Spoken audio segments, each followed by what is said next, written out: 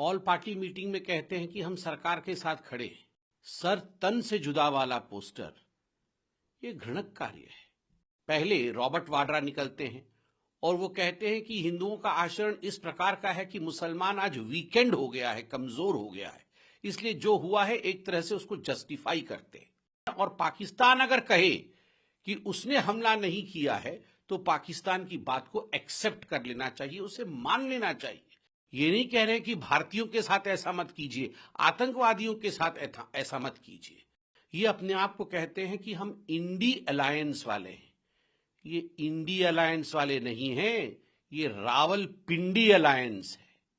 पहलगाम में, कश्मीर में आतंकी हमले के पश्चात कांग्रेस पार्टी और कांग्रेस पार्टी के घटक दलों का जो असली चेहरा है वो हिंदुस्तानियों के सामने बेनकाब होते जा रहे हैं। धीरे धीरे सच्चाई सामने आ रहा है।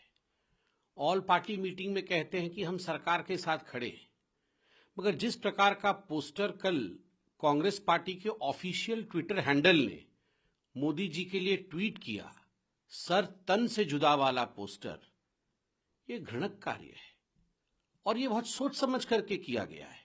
ये ऐसा नहीं है कि कोई एक्सीडेंटल ट्वीट हुआ हो। ये आप बिल्डअप देखिए, दो तरह के बिल्डअप हो रहे हैं।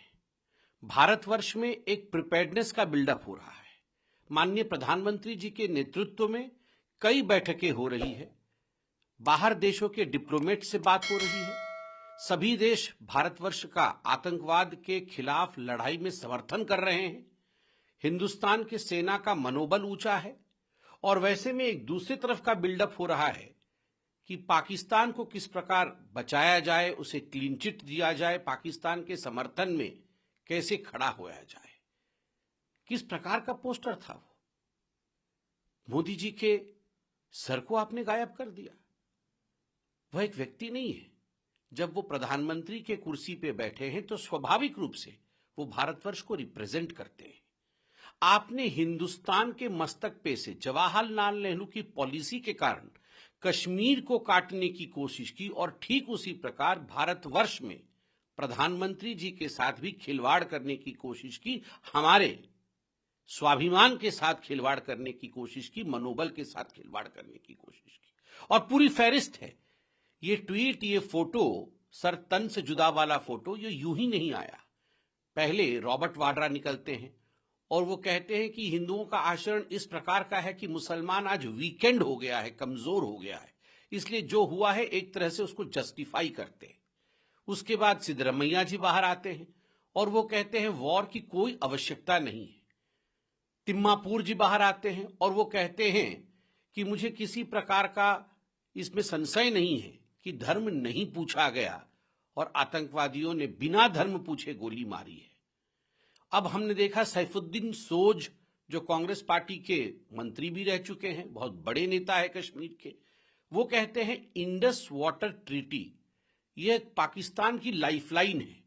भारत सरकार को कदाचित पानी नहीं बंद करना चाहिए। जम्मू कश्मीर से जो पानी जा रहा है, भारत से जो पानी जा रहा है पाकिस्तान के लिए, उस पानी को बंद नहीं करना चाहिए क्योंकि ये उसका लाइफलाइन है। और पाकिस्तान अगर कहे कि उसने हमला नहीं किया है तो पाकिस्तान की बात को एक्सेप्ट कर लेना चाहिए, उसे मान लेना चाहिए। शेख आमिर, जो एक बड़े नेता है जम्मू कश्मीर के, खास मित्र है राहुल गांधी के, वो कहते हैं ये देश तो अल्लाह भरोसे चल रहा है, इस देश में तो डेमोक्रेसी है ही नहीं, भारतवर्ष में डेमोक्रेसी नहीं है। उस प्रकार के अल्फाज कांग्रेस के एक बड़े नेता के। जम्मू कश्मीर के कांग्रेस के अध्यक्ष पाकिस्तान को हाथ जोड़ करके गुहार कर रहे हैं कि आइए आप टॉकिंग टेबल पर बैठिए, हम बातचीत करेंगे। और तो और मैंने यहां पूरी फहरिस्त बना रखी है। मणिशंकर अय्यर जी कह रहे हैं कि ये जो कुछ भी हुआ पहलगाम में, ये एक मैनिफेस्टेशन है अनरिजॉल्व्ड क्वेश्चंस का, पार्टीशन के समय। अरे भैया, पूरा का पूरा कश्मीर हमारा है, इसमें कोई संदेह है क्या?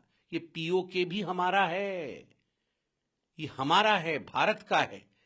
पर कांग्रेस के मन के अंदर इसको लेकर संशय है और तभी मणिशंकर अय्यर कह रहे हैं कोट अनकोट अनरिजॉल्व्ड क्वेश्चंस, और उसका ये मैनिफेस्टेशन है पाकिस्तान के पक्ष में और आतंकवाद के पक्ष में मणिशंकर अय्यर का ये बयान है। और विजय वडेट्टीवार, ये एक एमएलए है कांग्रेस पार्टी के, और इनका भी बयान है कि क्या कान में जाके आतंकवादी पूछता है कि तुम्हारा धर्म क्या है? ये झूठी बातें हैं।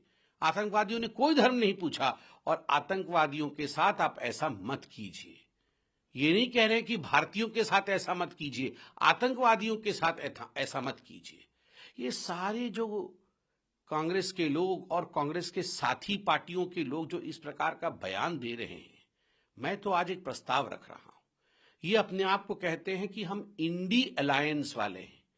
ये इंडी अलायंस वाले नहीं हैं, ये रावलपिंडी अलायंस है।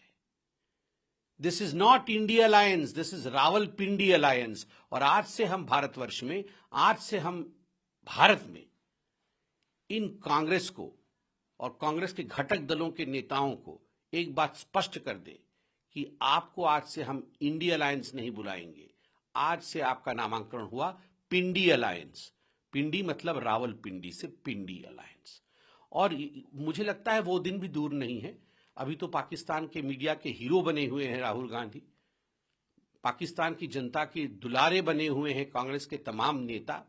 मुझे लगता है वो दिन भी दूर नहीं है जब ये इंडिया अलायंस वालों का, वो तो गायब ही है हिंदुस्तान की राजनीति से।